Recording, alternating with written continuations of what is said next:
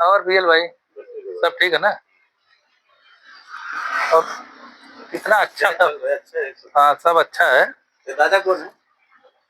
दादा है, पहचान के हैं। आज कैसा है ना, आज हम लोग का जो है शूटिंग चालू है।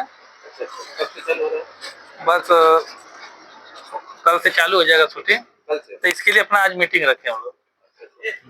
और तुम्हारा भाई नहीं है? भाई को आज टाइम नहीं है। और ये भाई कौन आ रहा है?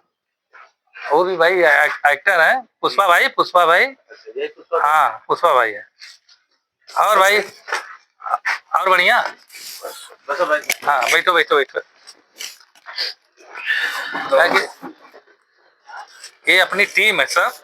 हाँ अब ये टीम लेके हम लोग को काम करना है। परमिशन मिल जाता हो गया ना? हो गया।